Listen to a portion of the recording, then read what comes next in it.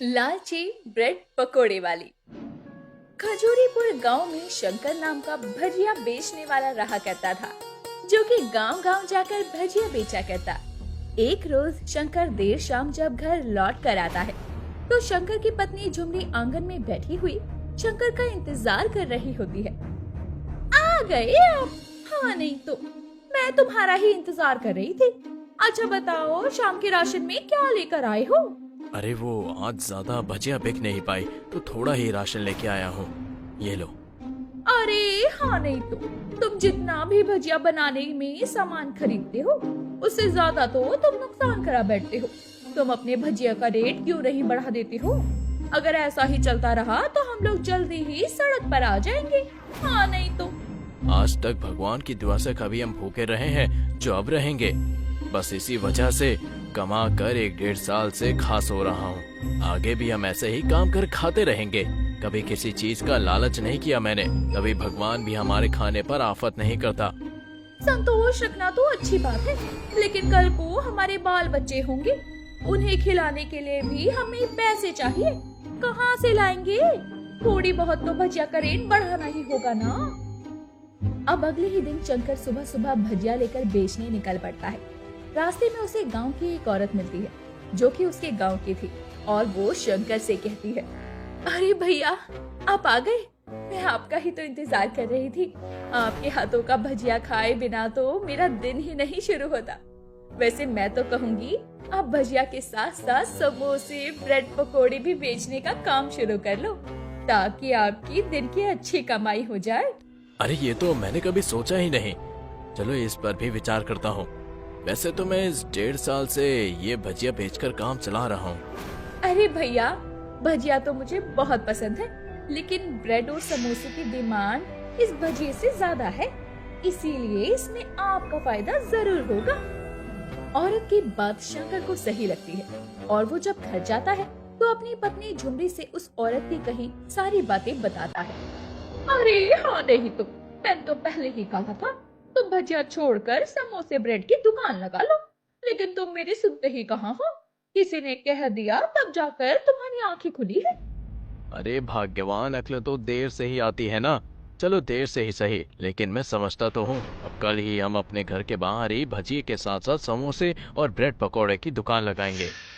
और होता भी कुछ ऐसा है। शंकर कुछ पैसे उधार लेकर अपने घर के बाहर भजिया के साथ समोसे और ब्रेड पकोड़े की दुकान लगाता है, और पहले ही दिन शंकर की अच्छी खासी बिक्री होती है।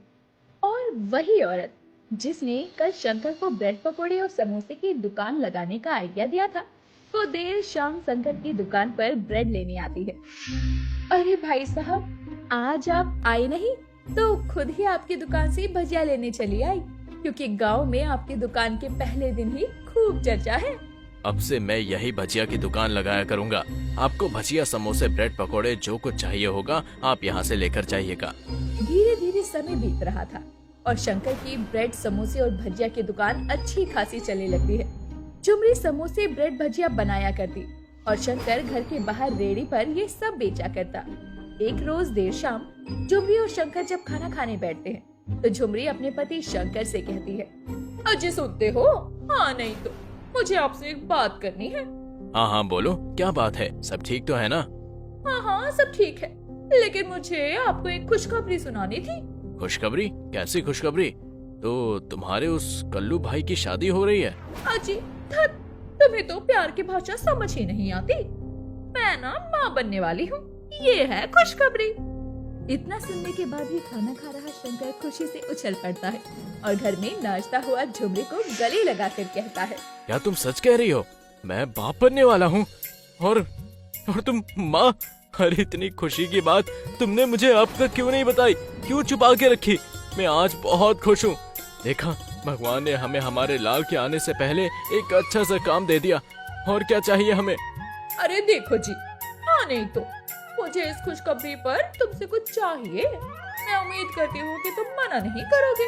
अरे तुम मांग कर तो देखो, तुम्हारे लिए तो अब जान भी कुर्बान है। क्या चाहिए तुमको? अरे मैं क्या ही चाहूँगी, मैं तो बस इतना चाहती हूँ कि आने वाले बच्चे के भविष्य के लिए अच्छा सोचो। आपसे यही कहूँगी कि अब आप भजिया और ब्रेड पकोड़े के रेट थोड़े बढ़ा दो। लेकिन ये तो सही नहीं है। तुम्हें पता है ना कि हमारे सस्ते भजिए, समोसे और ब्रेड पकौड़े के रेट की वजह से इतना ग्राहक हमारे दुकान में आते हैं। मैं आपको अपने लिए करने को नहीं बोल रही, अरे हमारे आने वाले लड्डू गोपाल के लिए करने को कह रही हूँ। बाकी जो आप सही समझो। हाँ नहीं तो। झुमरी जानबूझकर शंकर को इमोशनल कर देती है और शंकर भी ना चाहते हुए अगले ही दिन समोसे ब्रेड पकौड़ी का रेट बढ़ा देता है। और अगले ही दिन जब झुमरी की पड़ोसन रजनी समोसे ब्रेड लेने आती है तो समोसे ब्रेड के बढ़े हुए रेट सुनकर शंकर से कहती है, अरे तोबा, अरे अचानक ऐसा भी क्या हो गया जो समोसे ब्रेड और भजिया सभी के रेट बढ़ा दिए तूने निकम्मे। अरे लगता है दुकान अच्छी चल रही है तो मनमाना पैसा लेने का इरादा है तेरा शंकर। अरे रजनी भाभी, ऐसा कुछ भी नहीं है, बल्कि तेल, मसाला, बेसन, मैदा, इन सब में बहुत पैसा लगता है और ये सब देखते हुए ही मैंने थोड़ा सा दाम बढ़ा दिया है और कुछ नहीं। अरे लेकिन मैं तो पिछले ही दाम पर लेकर जाऊंगी, तुझे गांव वालों को जितना मर्जी ठगना है ठग सकता है। रजनी तेरे झांसे में नहीं आने वाली। झुमरी तो थी ही लालची, उसके लालच की वजह से ही समोसे, भजिया और ब्रेड पकोड़े का रेट शंकर ने बढ़ाया था। अब कुछ दिन बाद शंकर अपने गांव जाने की तैयारी में था और वो दुकान झुमरी को सौंप कर गाँव जाते हुए अपनी पत्नी से कहता है, चाचा जी का जमीन का मामला ना होता तो मैं तुम्हें इस हालत में यहाँ छोड़कर नहीं जाता, लेकिन तुम बहादुर हो झुमरी, तुम सब कर सकती हो। मैं जल्द ही 4-5 दिन में ही गाँव लौट आऊंगा, बस तुम अपना ध्यान रखना, ठीक है? अरे आप आराम से जाइए। हाँ नहीं तो, और महीने बाद भी लौटेंगे ना, तब भी आपको आपकी झुमरी ऐसे ही मिलेगी। अब तो मेरा पेट भी बाहर आने लगा है और जब तक आप आएंगे तब तक तो ये और भी बाहर आ जाएगा। मैं चलता हूँ, तुम अपना ध्यान रखना। शंकर के चले जाने के बाद समोसे ब्रेड की दुकान का सारा भार झुमरी पर आ जाता है और झुमरी तो पहले से ही पेट से थी, तो गांव के लोग भी इस हालत में समोसे, ब्रेड और भजिया उसे बनाते देखकर महंगे से महंगे दामों में भी उसे खरीद लिया करते ताकि उसकी मदद हो जाए। अब देर शाम जब झुमरी समोसे ब्रेड बेचकर घर पहुंचती है तो पैसे गिनते हुए खुद से कहती है, हाँ नहीं तो, पेट में बच्चा तो एक बहाना है, अभी तो झुमरी को और भी पैसा कमाना है। बस देखते जाओ गांव वालों, झुमरी के इस बच्चे का कमाल। इतना कहकर झुमरी अपने पेट में लगाया हुआ तकिया बाहर निकालती है और जोर जोर से हंसने लगती है, क्योंकि झुमरी पेट से थी ही नहीं, वो बस लालच में आकर गांव वालों को अपनी प्रेगनेंसी का लाचारपना दिखाकर उनसे ज्यादा पैसों में समोसे ब्रेड बेचकर पैसे कमा रही थी। वहीं दूसरी तरफ शंकर को गांव गए काफी समय हो गया था। जब झुमरी को ये पता चलता है तो झुमरी अगले ही दिन दुकान पर आए सरपंच जी को समोसे देते हुए कहती है, हाँ नहीं तो सरपंच जी, ये लीजिए आपका गर्मा गर्म ब्रेड और समोसा। इस हालत में मैं तो अब कोई काम नहीं कर पा रही, एक तो पेट में बच्चा, ऊपर से पति से खाया धोखा, दोनों ही मुझे अब सता रहे हैं। ये क्या कर रही हो झुमरी तुम? शंकर कहाँ है और इस हालत में तुम काम क्यों कर रही हो? अरे हाँ नहीं तो, अरे वो तो मुझे छोड़कर चले गए और पेट में थमा गए ये 4-5 महीने का बच्चा। अरे अब तो मैं क्या करूँ, इसी बच्चे के सहारे दिन काट रही हूँ। झुमरी लालच में इतनी अंधी हो गई थी कि अब वो अपने पति के छोड़ जाने का बहाना बनाकर लोगों से सिंपैथी ले रही थी और गांव के लोग भी उसे लाचार और बेबस समझकर सामान खरीद लिया करते, चाहे उसका दाम कितना भी हो।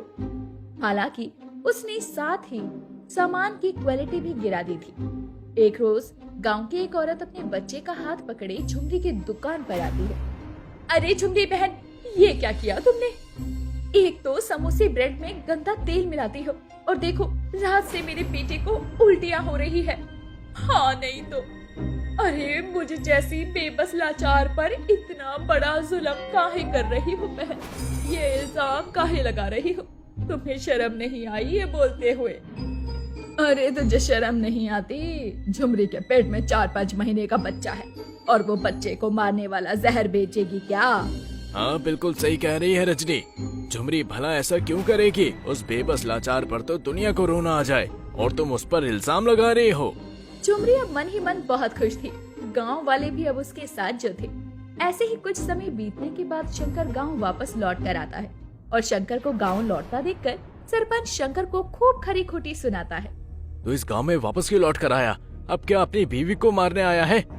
शंकर कुछ समझ नहीं पाता, लेकिन वो सर झुकाए सरपंच की बात सुनकर वहाँ से घर पहुँचता है तो देखता है कि झुमरी, जो कि 4-5 महीने का बच्चा होने का दावा कर रही थी, वो तकिया निकाले खाट पर पसर कर सोई थी। इतना बड़ा झूठ बोला तुमने मुझसे और तुम्हें शर्म नहीं आई? और गांव वाले मुझसे बोल रहे हैं कि मैं अपनी बीवी को छोड़ के चला गया। हाँ नहीं तो आप कब आए? अरे मुझे बता दो दिया होता कि आप आने वाले हैं, एक तार ही भेज देते। गांव वाले झुमरी के घर की खिड़की से ये सारी बातें सुन रहे थे, क्योंकि सरपंच ने गांव वालों को इकट्ठा कर दिया था शंकर के लौटने पर। अब शंकर और झुमरी की बातें गांव वालों को पता चलती है तो गांव वाले झुमरी को गांव से निकालने की मांग करते हैं, लेकिन शंकर अपनी पत्नी का साथ देता है।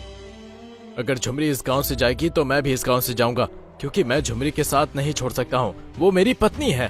शंकर तू बावला हो गया है क्या? तब तो तेरी पत्नी ने एक बार भी नहीं सोचा जब उसने कहा कि तू इसे गर्भवती कर कर छोड़ गया। शंकर और झुमरी को गांव से निकाल दिया जाता है। उसके बाद वो दूसरे गांव में एक नई शुरुआत करते हैं, क्योंकि झुमरी को समझ आ गया था कि लालच तो बुरी बला होती है और उसके लालच की वजह से ही उसने अपना गांव तक गवा दिया था। अब दूसरे गांव जाकर झुमरी और शंकर बहुत मेहनत से ब्रेड पकोड़े की दुकान खोलते हैं और ईमानदारी के साथ उसे चलाते हैं। अरे जब पूरी वीडियो देख ही ली है तो साथ ही साथ सब्सक्राइब करके भी चले जाओ ना, हाँ नहीं तो। गरीब की ईद। सलीम अपनी पत्नी और बच्चों के साथ हंसी खुशी रहा करता था। सलीम मजदूरी करके अपना घर परिवार तो चला रहा था, लेकिन अब महंगाई के इस दौर में उसके लिए 2 वक्त की रोटी के लिए भी पैसे जुटा पाना मुश्किल हो गया था। एक रोज देर रात सलीम घर आता है। वैसे ही उसका बेटा जहान अपने अब्बू को गले लगा कर कहता है, अब्बू आ गए, अब्बू आ गए। अब्बू आज आप मेरे लिए क्या लाए हैं? अरे जहान बेटा बाहर जाकर खेलो, अब्बू अभी काम से आए हैं, थके हुए हैं वो। जो भी तुम्हारे लिए लाए होंगे वो तुम बाद में खा लेना। ठीक है अम्मी, आप कहती हैं तो मैं जाता हूँ। एक गिलास पानी तो पिला दो, बड़ी जोरों से प्यास लगी है। अब शाबा सलीम के लिए पानी लेकर आती है और वो देखती है कि उसका पति उदास है। ये देखकर शाबा सलीम से पूछती है, क्या हुआ जी, आप इतने उदास क्यों हो और आज आप राशन भी नहीं लाए? कोई बात हुई है क्या मालिक से आपकी? नहीं, आज मालिक ने मुझे पैसे देने से मना कर दिया है। उन्होंने कहा आज के बदले का पैसा भी मैं कल ले लूं। और तुम जानती हो ना, लाला उधार देता ही नहीं। बस यही सोचकर परेशान हूँ कि अगर ऐसा ही चलता रहा तो घर कैसे चलेगा। अब तक भी घर ऐसे ही तो चलता आया है और आगे भी खुदा की जैसी मर्जी, लेकिन मुझे उन पर पूरा विश्वास है, वो हमें निराश नहीं करेंगे। कोई बात नहीं, आज के खाने का बंदोबस्त नहीं हुआ तो कोई बात नहीं। मुझे मेरी और तुम्हारी चिंता नहीं है, लेकिन जहान तो बच्चा है और वो इतनी ही छोटी उम्र से ये सब देख रहा है। अभी तो उसकी पूरी जिंदगी पड़ी है और कुछ दिनों बाद ईद भी तो आ रहा है। हाँ, ईद के लिए तो मुझे भी टेंशन बनी हुई है, आप चिंता मत कीजिए। मैंने सिलाई के बारे में रेशमा बाजी से पूछा था और उन्होंने कहा है कि कल वो बताएंगी, और अगर मुझे रेशमा बाजी के यहाँ काम मिल गया तो घर के खर्चों में थोड़ी मदद हो जाएगी। हाँ, ये तो तुम ठीक ही कह रही हो, और उसका घर भी तो पास में ही है। तुम जहान का भी ध्यान रख पाओगी और अपना काम भी कर पाओगी। सलीम और शाबा का परिवार बहुत दुखों से गुजर रहा था, लेकिन सलीम बहुत मेहनती था। अब अगले दिन जहान सोकर उठता है तो शाबा घर के कामों में लगी होती है और वो अपनी बेटी से कहती है, उठ गया मेरा जहान, बेटा चलो जल्दी से खाना खा लो ताकि मैं रेशमा बाजी के घर कपड़े सिलने जा सकूं। आप अरबाज की अम्मी के साथ काम करेंगी क्या अम्मी? हाँ, मुझे अरबाज की मम्मी की मदद करनी है, ठीक है ना? तुम्हें कोई काम हो तो तुम अरबाज के घर आ जाना। जी ठीक है अम्मी, वैसे भी अरबाज तो मेरा सच्चा दोस्त है। अब शाबा भी अपनी पड़ोस के यहाँ सिलाई करने के लिए चली जाती है। उसे वहाँ कपड़ों की पैकिंग का काम मिला था। वहीं दूसरी तरफ सलीम मजदूरी करके घर चला रहा था। ऐसे ही समय बीत रहा था और एक रोज जहान के साथ गांव के बच्चे खेल रहे होते हैं। तभी अरबाज जहान के पास आता है और जहान से कहता है, जहान ये देख, ये मेरे अब्बू लेकर आए हैं। कैसा है? ये कमीज है और ये पैंट मैं ईद वाले दिन पहनूंगा। और अब्बू तो कह रहे थे कि वो मेरे लिए अच्छा सा जूता भी लेकर आएंगे। अरे ये तो सचमुच बहुत सुंदर है, इसमें बेल्ट भी लगा है। हाँ हाँ, अरे नूरी भी कुछ लेकर आ रही है, लगता है वो भी ईद का नया कपड़ा दिखाने आ रही है। नूरी, ये क्या है? तेरे अब्बू ने भी क्या तेरे लिए ईद पर कपड़े दिलाए हैं? दिखा दिखा, मुझको भी तो दिखा। मेरे अब्बू ने तो बहुत महंगी सी फ्रॉक दिलाई है मुझे। ये देखो कितनी सुंदर है, इसमें तो मैं हूर की परी लगूंगी। हाँ हाँ, और देख ये मेरे अब्बू लाए हैं। लेकिन जहान, तेरे अब्बू तेरे लिए क्या लेकर आए हैं? कुछ भी नहीं, अब्बू के पास इतने पैसे नहीं हैं कि वो ईद पर नए कपड़े लेकर आए। इसके अब्बू तो इसे ईद पर पुराने कपड़े पहनाएंगे। नूरी। जहान, तेरे अब्बू को नहीं पता क्या कि ईद कितनी खास होती है? अगर तू कहेगा तो मैं तुझे अपने पिछले साल के ईद के कपड़े दे सकता हूँ, लेकिन अब वो तुझे छोटे होंगे। शायद तुम लोग भूल रहे हो कि मेरे अब्बू तुम लोगों के अब्बू की तरह अमीर नहीं है। वो एक मजदूर है और उन्हें मजदूरी में जो भी पैसे मिलते हैं उससे वो घर का ही खर्च निकाल पाते हैं बस। और तेरी अम्मी भी तो मेरे घर का काम करती है ना, क्या वो तुझे नए कपड़े नहीं दिलवा पाएंगी? नूरी और अरबाज की बातें सुनकर जहान की आंखें नम हो जाती है और वो वहाँ से भागता हुआ अपने घर आ जाता है। जहान बेटा, क्या हुआ? इतने उदास क्यों हो? कहाँ से भाग कर आए हो और तुम रो क्यों रहे हो? अम्मी, अब्बू मुझे कपड़े नहीं दिला रहे ना ईद में। आप देखो, मेरे सभी दोस्तों के अब्बू ने उनके लिए सुंदर सुंदर कपड़े जूते लाए हैं, और क्या मैं इस ईद में भी पुराने कपड़े पहनूंगा? जहान, रोते नहीं है मेरे बच्चे। बेटा, मैं कहूँगी तेरे अब्बू को कि तेरे लिए कपड़े लेकर आए। शाबा जहान को चुप करवा ही रही थी कि तभी सलीम काम से आता है और शाबा की बातें सुनकर शाबा से कहता है, क्यों बच्चों को झूठा दिलासा दे रही हो? मेरे मालिक ने मुझे एडवांस देने से साफ मना कर दिया है, तो भला मैं ईद पर नए कपड़े तो क्या, खाने को भी पैसे कहाँ से ला पाऊंगा? और इसे रोने दो, इसे भी तो पता चले कि ये गरीब के घर में पैदा हुआ है और ये अपनी किस्मत से लड़ा तो तभी ये आगे निकल पाएगा इस गरीबी से, वरना तो रोता रहेगा अपने बदनसीब बाप की तरह। ये आप क्या कह रहे हैं? आप बच्चों को तो कम से कम ऐसी बातें मत कहिए। देखा, मैंने कहा था ना, अब्बू मुझे इस ईद भी नए और अच्छे कपड़े नहीं दिला रहे। ये कहकर जहान और भी ज्यादा रोने लगता है और कमरे में चला जाता है और सलीम ये देखकर उदास हो जाता है। लेकिन शाबा सलीम को समझा रही थी। इधर ईद को आने में 2 ही दिन बचे थे और जहान अपने सभी दोस्तों से ना मिलने का मन बना लेता है। अब अगले रोज जहान के अब्बू के काम पर जाने के कुछ समय बाद ही जहान की अम्मी भी काम पर निकल जाती है और जहान भी घर में अकेला होता है। अरबाज तो मेरा सच्चा दोस्त था, लेकिन उसने भी मुझे कपड़े दिखाकर मेरा मजाक बनाया कि मेरे अब्बू तो मुझे ऐसे कपड़े दे ही नहीं सकते हैं। अरबाज मेरे साथ ऐसा करेगा मैंने सोचा नहीं था। जहाँ जहान अपने दोस्तों से नाराज था, वहीं दूसरी तरफ उसके दोस्त पीपल के पेड़ के नीचे अपनी गुल्लक फोड़कर पैसे गिन रहे होते हैं। मेरे गुल्लक में तो 322 रुपए निकले हैं। और नूरी, जैद, तेरे गुल्लक में कितने पैसे निकले हैं? मेरे गुल्लक से 125 रुपए निकले हैं और जैद के गुल्लक से 202, और इसमें हमारा काम हो जाएगा। हाँ, बिल्कुल हो जाएगा। और आज तो जहान भी नहीं आया। अब देर शाम शाबा और सलीम अपने अपने काम से आते हैं, तो वो अपने साथ कुछ कुछ सामान लेकर आते हैं। ये देखकर जहान को लगता है कि उसके अम्मी और अब्बू उसके लिए नए कपड़े लेकर आए हैं। अब जैसे ही वो अपनी अम्मी और अब्बू के हाथों से वो पन्नी लेकर कपड़े देखता है, तो उसमें उसके लिए कपड़े नहीं, शाबा और सलीम के कपड़े होते हैं। ये देखकर जहान और भी उदास हो जाता है।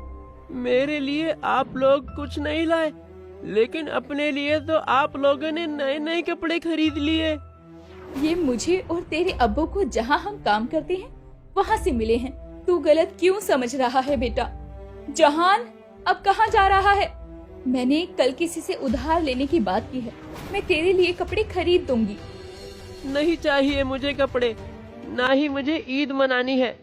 आप लोगों को मुबारक आपकी ईद। शाबा और सलीम को समझ नहीं आ रहा था कि अब वो जहान को कैसे समझाए। अब ऐसे ही एक और दिन बीत जाता है। ईद वाले दिन सुबह सुबह ही जहान के दोस्त जहान के घर आते हैं। आंटी ईद मुबारक। अंकल ईद मुबारक। जहान कहाँ है? हम जहान से मिलने आए हैं। वो तो 2 दिन से नाराज है, ना जाने उसे क्या हुआ है। उसे मैंने कितनी बार समझाया लेकिन वो है कि समझने को तैयार ही नहीं। अरे ये जहान भी ना। कहाँ है जहान? उस कमरे में। अब जहान के दोस्त जहान को मनाने के लिए उसके कमरे में जाते हैं और जहान को नए कपड़े जूते देते हुए कहते हैं, ईद मुबारक जहान, चलो अब जल्दी से तैयार हो जाओ, तभी तो हम सब ईद मनाने जाएंगे। ये तुम लोग मेरे लिए लेकर आए हो? सच्ची? मुझे तो विश्वास ही नहीं हो रहा। इतना सुंदर कपड़ा और जूते भी कितने प्यारे हैं। लेकिन तुम लोगों के पास इतने पैसे आए कहाँ से? अरे ये तो आम खाना, गुटली क्यों गिनता है? इस तरह जहान की ईद उसके दोस्त खास मनाते हैं और एक तरफ जहान के अम्मी अब्बू को उनके मालिक से कपड़े भी मिल चुके थे। वहीं जहान को उसके दोस्तों ने ईद वाले दिन नए कपड़े देकर ईदी दी थी, जिसे पहनकर जहान खुशी खुशी अपने दोस्तों और परिवार के साथ ईद मनाता है।